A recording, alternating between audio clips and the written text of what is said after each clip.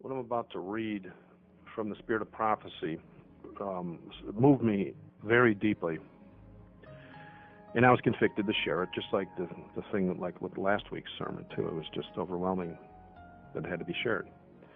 And as I was reading it, I thought of loved ones in and out of the church that have talents, amazing talents, that they can exercise for the Lord, that will bring souls into the fold. But sadly, I was also reminded that some choose rather to sit idly by and seek the comforts of life while all around them souls are perishing. They look upon the gifts they have been given that would help, many find Christ, as if utilizing them would upset their peaceful lot in life. And it's so sad. They have found a niche, if you will, in life that suits them, and they plan to sit there as long as possible. So as I read this today, I think of the talents that have been given unto you from our Lord and me and all of us. And are we truly doing everything that we can to further this message and get the truth out that only we can give if we are walking with Him who gives it? Or our soul is going to continue to perish all around us, because to witness to them would mean to upset our day-by-day routine. Now, before I read this, don't misunderstand me. Many of us are, in fact, already doing this work and are very blessed for it. And there's many ways to do the work.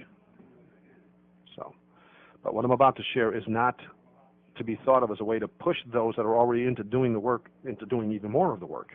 The Lord isn't asking for us to work hard be hard at work 24 hours a day, 7 days a week. Without rest. The fact that He's given us a seventh day Sabbath each and every week proves He understands we need to rest. Because it's, sure, we worship on the Sabbath, we keep this day holy, but we also rest on this day as well, as He did. We follow His example.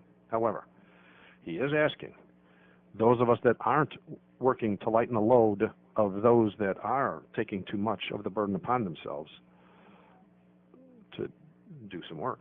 This message today is mostly for those that say no to doing the work for whatever reason. No one here can know of your talents unless, of course, you broadcast them to us. That being said, only you and the Lord, who, by the way, gave you the talents in the first place, know you have the ability to do the work for Him. This message is also for those that are new to the faith, and mostly for them, because the grand majority of the people that are being affected, hopefully going to be affected by this, are the ones that are new, because you just never realize that you have a mighty work to do for the Lord by simply applying that which God has given you to do. Whatever your work is, or whatever your talent is, or whatever your love is. We all have talents and means by which to further the work. Each one of us has been created with a specific purpose in God's mind. And so I hope and I pray that by the end of this message, that given purpose convicts the heart to action.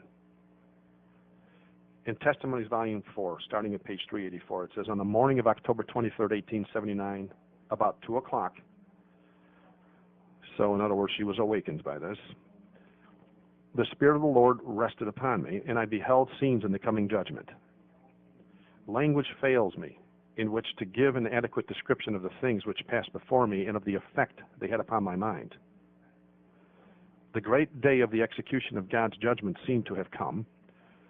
10,000 times 10,000 were assembled before a large throne, upon which was seated a person of majestic appearance.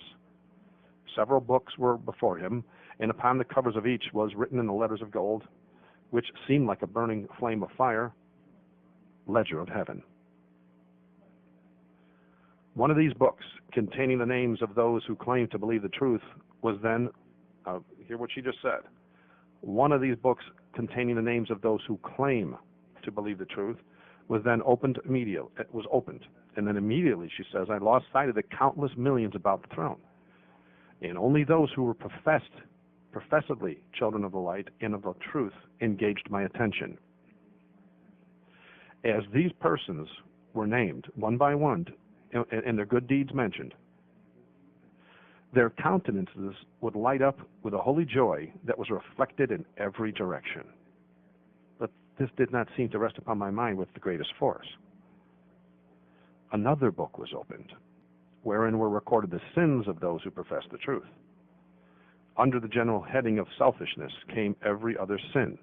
There were also headings over every column, and underneath these, opposite each name, were recorded, in their respective columns, the lesser sins. Under covetousness came falsehood, theft, robbery, fraud, and avarice, or greed, for riches. Under ambition came pride and extravagance. Jealousy stood at the head of malice. Envy and hatred and intemperance headed a long list of fearful crimes, such as lasciviousness, that's lust. And everybody knows about that today. I mean, it's just all over the TV. And then adultery, indulgence of animal passions, etc. As I beheld, I was filled with inexpressible anguish and exclaimed, "Who can be saved? Who will stand justified before God? Whose robes are spotless? Who are faultless in the sight of a pure and holy God?"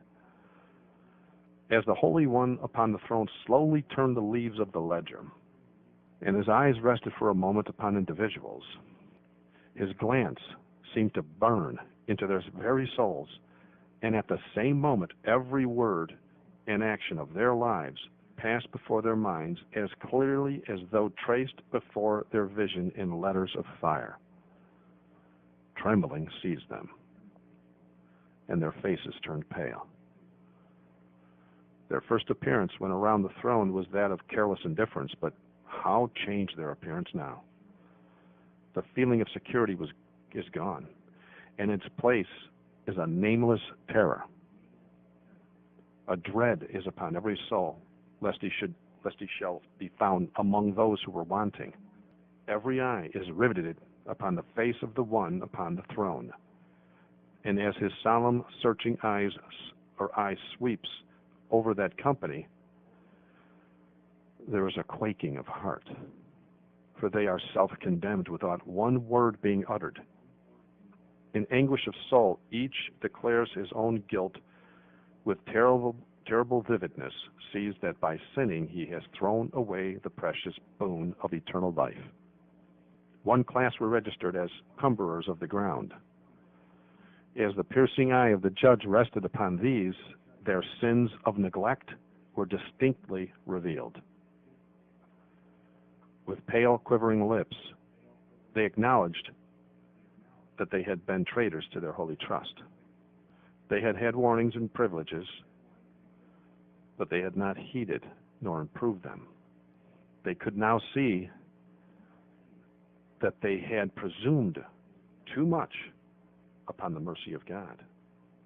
True, they had not such confessions to make as had the vile and basely corrupt, but like the fig tree, they were cursed because they bore no fruit, because they had not put to use the talents entrusted to them.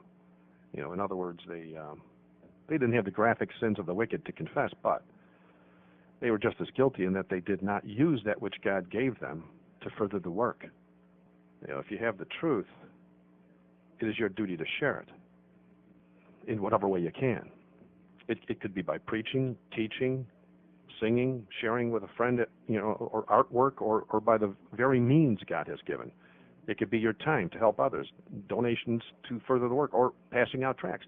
Or as Brother Dick said last night, to simply reflect the character of Jesus Christ, which is everybody's duty, by the way, because some of us don't have the ability to do a lot of things. But we have one talent or whatever. You know how the parable goes. But wherever we are in life, if we reflect the character of Christ, and we are found worthy of doing such a task, another talent is given unto us so that we can do even more. Sister White goes on to say, this class had made self supreme, laboring only for selfish interests. They were not rich toward God, not having responded to his claims upon them. Although professing to be servants of Christ, they brought no souls to him. Had the cause of God become dependent on their efforts, it would have languished For they not only withheld the means lent them of God, but they withheld themselves. But these could now see and feel that in occupying an irresponsible position in reference to the work and cause of God, they had placed themselves on the left hand. That's a scary position, by the way. They had had opportunity, she says, but would not do the work that they could have, or that they could and should have done. The names of all who professed the truth were mentioned. Some were reproved for their unbelief, others for having been slothful servants. They had allowed others to do the work in the master's vineyard and to bear the heaviest responsibilities, while they were selfishly serving their own temporal interests. Had they cultivated the abilities God had given them, they could have been reliable burden bearers, working for the interest of the master. Said the judge, all will be justified by their faith and judged by their works. How vividly then appeared their neglect, and how wise the arrangement of God in giving to every man a work to do, to promote the cause and save his fellow man. Each was to demonstrate a living faith in his family and in his neighborhood by showing kindness to the poor, sympathizing with the afflicted, engaging in missionary labor, and by aiding the cause of God with his means.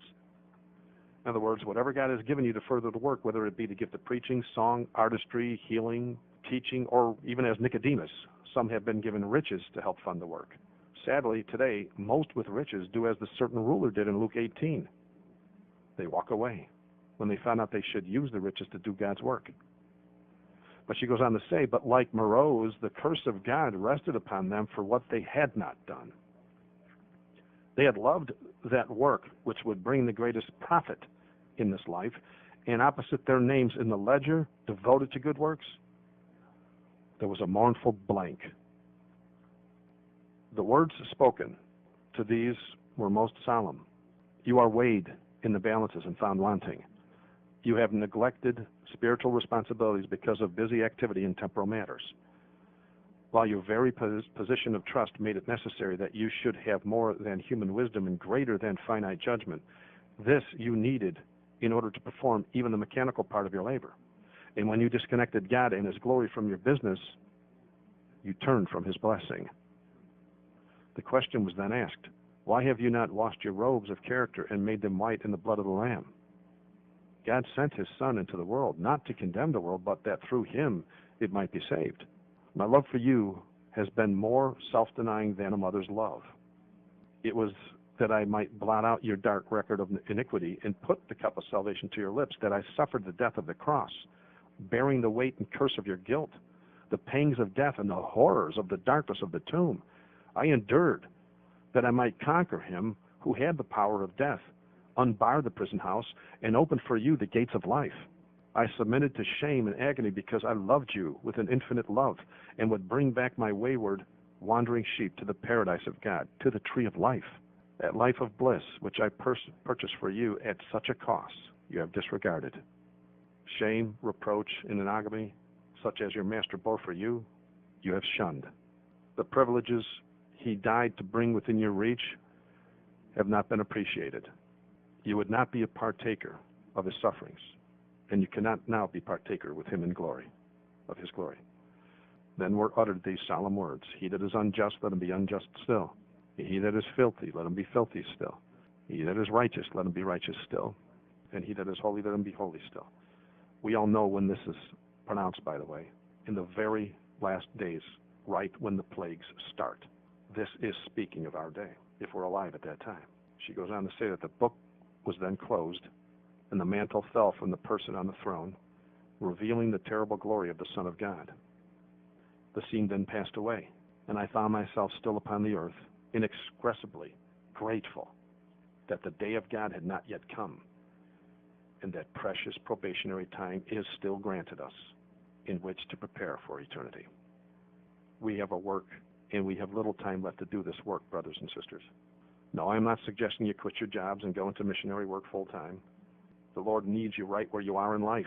His people are to be everywhere to proclaim this loud cry. Doctors, lawyers, carpenters, plumbers, truckers, welders, nurses, waitresses, teachers. 1 Corinthians 10:31 says, whatsoever you do, do all to the glory of God. And to top it off, we are students of prophecy. We have a great responsibility upon us. He gave us this wisdom and understanding of his truth for a reason. We have the God-given ability to look around and see there is precious little time left. We know this because Jesus said before he returns that his followers in Jerusalem must flee to the mountains and then Jerusalem will be destroyed.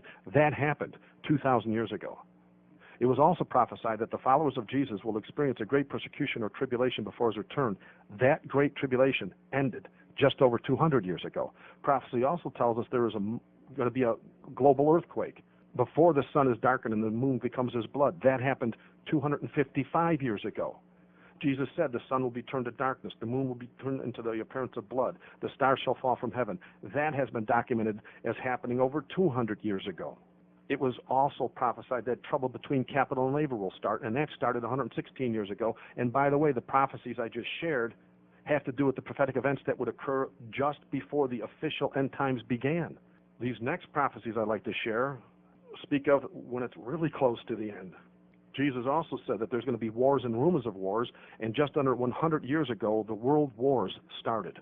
Another prophecy regarding the distress, perplexity, and fear within all nations has also been seen to have begun right around the time those wars started. And Daniel prophesied that when the end times began, now it shall be increased. This was documented as fulfilled and rapidly increasing as prophesied by both the secular and spiritual leaders in the year of 1803. And scoffers that will not endorse sound doctrine were also prophesied to start right near the end. And now we have everyone from atheists, pagans, and popes declaring the end is not yet near.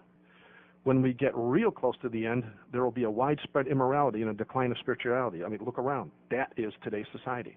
Anyone with a TV, internet, or access to a newspaper can verify that as fact. It was also prophesied that in the last days there will be a craze for pleasure. Everything from drugs, sex, porn, vacation resorts, food, extreme sports, and even serial killings prove that anything that makes the flesh happy is going to be embraced today, and it is being embraced today. Numerous prophecies predicted that in our day there would be no regard for law, bloody crimes and violence will increase and be done in broad daylight. And it's not just talking about drive-by shootings either or other insane acts of violence within the inner cities. Now, leaders, our politicians and our national leaders are actually allowing the killing of people in the streets using guillotines, stonings, burning car tires, large meat grinders, or the good old-fashioned mob violence. Another obvious prophecy for the very last days would be the earthquakes, the storms, the pestilences, and the famines increasing in numbers. And I'm not going to get into the last 3 earthquakes alone that killed now think about this. The last 3 quakes alone killed well over 500,000 people. The tsunami, of course, being the first one, with 300,000 dead when that water came in. That was a quake that they're saying, or it could have been an atomic blast. We don't know. None of us are scientists. All we know is it was a quake, 300,000 died. I mean, before the end time actually officially began in the year 1844, there were 21 major earthquakes wherein more than 10,000 people were realized to have died for every quake. I mean, there was a bunch more than 21, but they all had 5,000 and down in deaths, right? They recorded these facts during a 1,300-year tracking system. That's, in other words, 21 major quakes in 1,370 years, because they didn't track quakes before then, I guess. Well, between the years 1906 to just 1990, there were also 21 major earthquakes with more than 10,000 dead. That's just up to 1990. In just 84 years, the world's quake toll jumped 200 times higher in number, and that's just for the 10,000 dead or more. I'm not counting all the little ones that were in between 1906 and 1990. And look back in 1996, they recorded over 4,000 earthquakes in 3 days.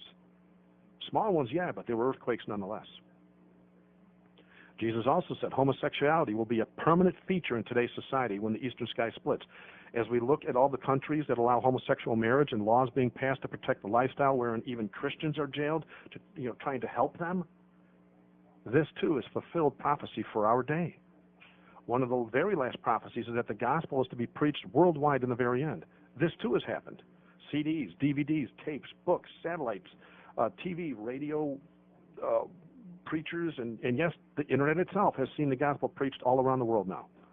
And finally, according to the Word of God, right before the end, many will turn to seducing spirits and lies of the occult will be accepted worldwide. And now, thanks to Harry Potter being pushed forward by the popes of Rome, they literally condone that in writing, that it's good for your children to watch Harry Potter.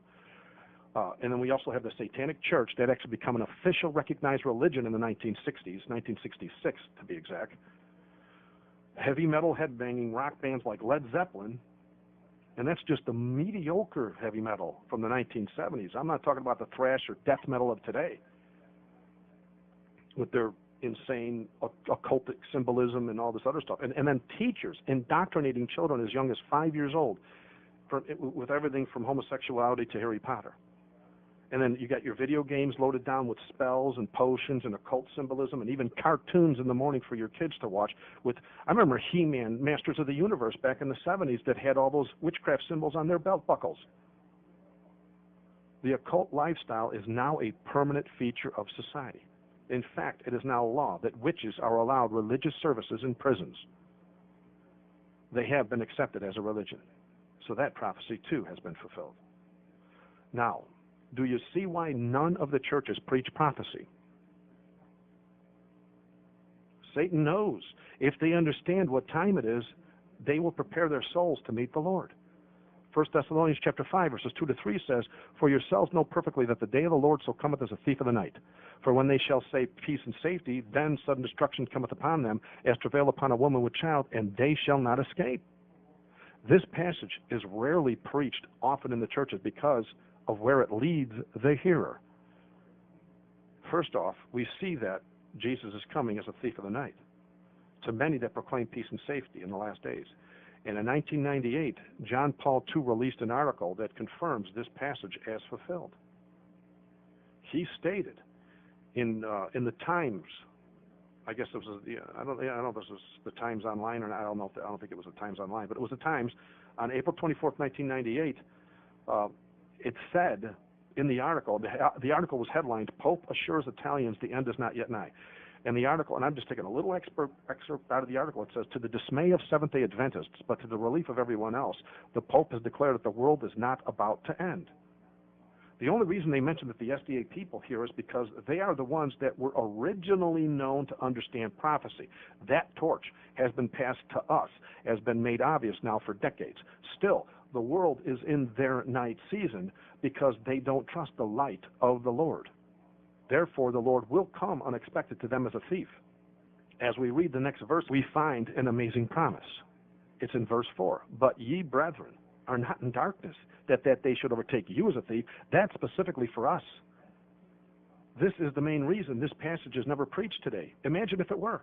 The congregation would have to ask the pastor, "Pastor, why is it the word says we won't be caught off guard when Jesus comes?" The pastor would then have to say, "Well, because you understand prophecy, my dear loved ones." But he knows they don't understand prophecy because he never teaches or preaches it. In fact, the pastor himself was never taught it either. Most blessed teachers today have never stepped foot in any seminaries or Bible colleges because they refuse to touch on present truth. This is also why John the Baptist was chosen of God and the men of the cloth were passed by in his day. Luke 1:17 says, "And he shall go before them in the spirit and power of Elias, to turn the hearts of the fathers to the children, and the disobedient to the wisdom of the just, to make ready a people prepared for the Lord." So, are we not prophesied to go before the people in that same spirit of Elijah? As students of prophecy, we have a mighty calling before us. No other people in the history of mankind have been prophesied to do what we are to do. Like John the Baptist or Elijah himself, we are looked upon by our God as the ones chosen to do this final work. Like back then, the men of the cloth were ignored by the Spirit of God, and John was chosen to go forth and make ready a people to meet the Lord. We know things that 99% of the Christian world out there simply doesn't know. They may have bits and pieces of our understanding, but they don't have it the way we have it. There's a reason for this. Our very own children know more than all of their pastors. Not some of them, all of their pastors. What does this tell you? The Lord doesn't give this information to a people without a purpose in mind. He gives it to a certain people because he is going to have them do a work for him. And by the way, don't think that you have to be a super Christian to do a work. Don't think that you have to bring in thousands and thousands of souls to generate a smile upon your Father's face. In Gospel Workers, it clearly says, page 267, "It is not the results we attain, but the motives from which we act that weigh with God." He prizes goodness and faithfulness above all else. I mean, case in point, look at Noah. How many people listened to him? Sure, some did, but they still were allowed to go to their graves because they wouldn't have fit in the ark anyway, but still. The overwhelming grand majority of the people died in that flood, except for the 8 souls in that ark. So just do the best you can. Again, like Brother Dick shared with us last night during the study, it's the character of Christ that you reflect that is our first and most important work. So you don't have to quit your job. You can reflect Christ right where you're at, and guess what? As your Father watches you and sees that you're faithful to doing that, He's going to give you another work to do, and you never know. You may end up going full-time in the ministry like I did 8 years ago. I just realized that because this is February, and that's when it happened. 2002, in February, He called me out. So just do the best you can. This is all He asks you to do. Ecclesiastes 9:10 says, whatsoever thy hand findeth to do, do it with thy might. For there is no work, nor device, nor knowledge, nor wisdom in the grave, whither thou goest.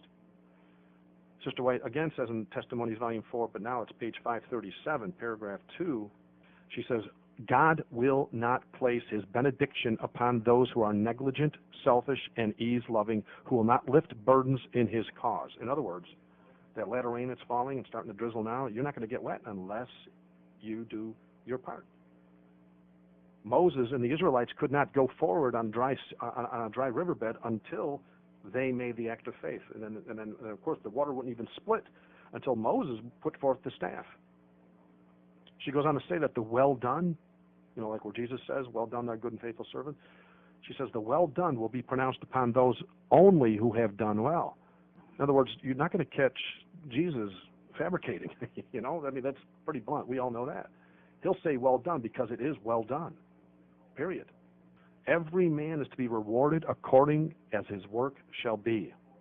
We want an active ministry, men of prayer who will wrestle with God as did Jacob, saying, I will not let thee go except thou bless me.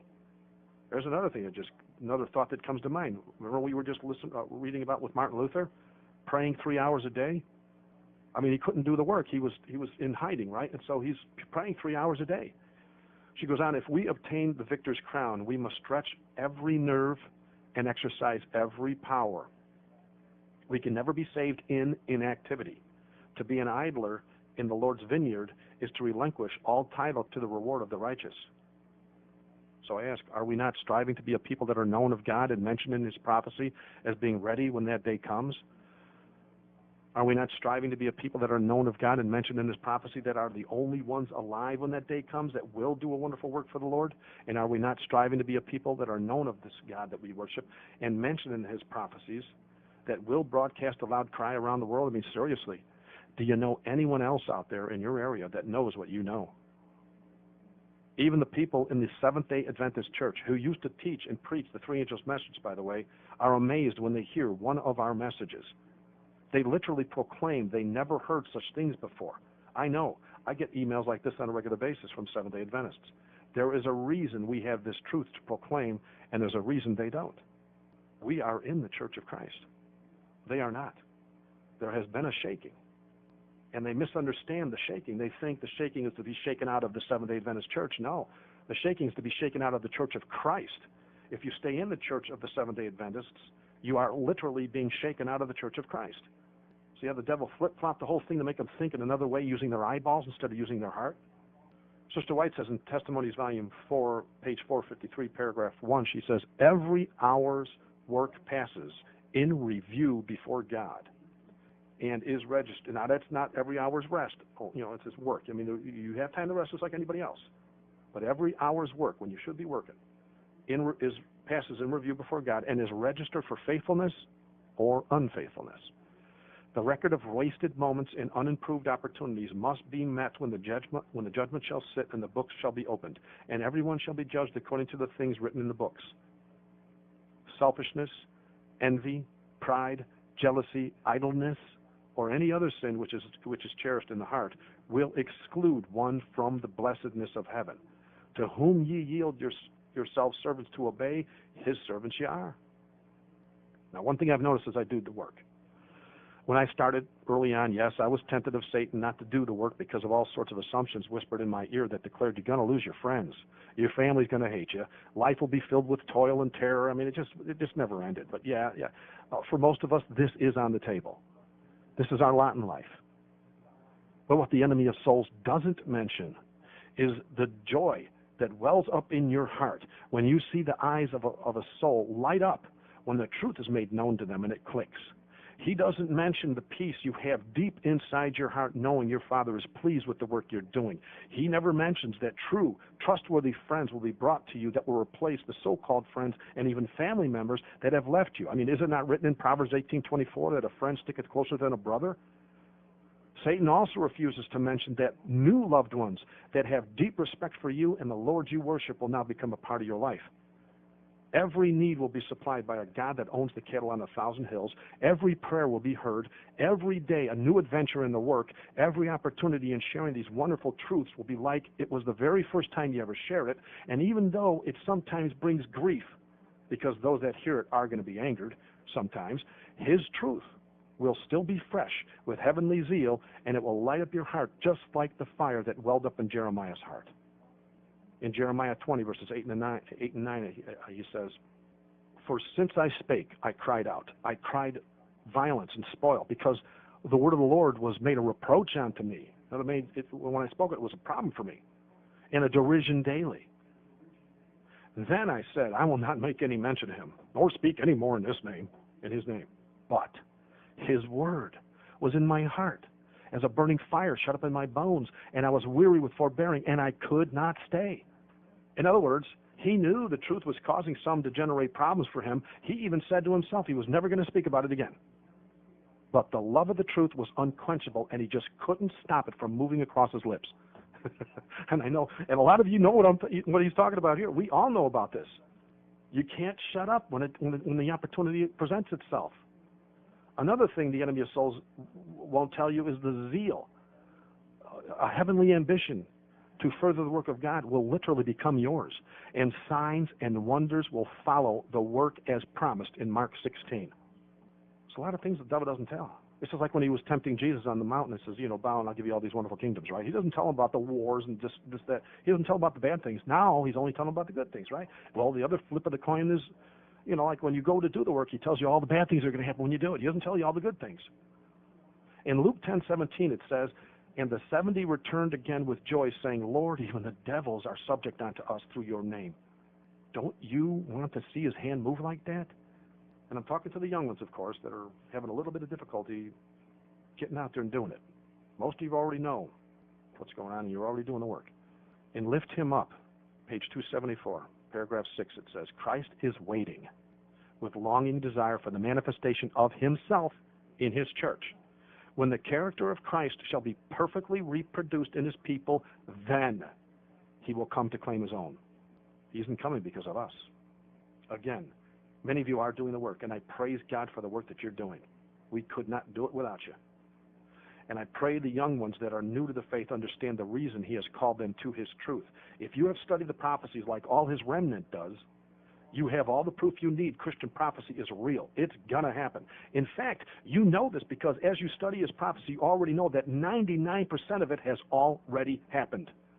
You have concrete evidence of something that nothing else in the world can shine a light towards. Nothing can hold a candle to Christian prophecy. You have overwhelming evidence. The end times have already begun 166 years ago. It started on October 22nd, 1844, just like Daniel prophesied it would. So, we have had 46 years more than Noah did to preach this truth. He had 120 years when he was building that ark. We've so far had 166. It's time to make a choice, dear ones.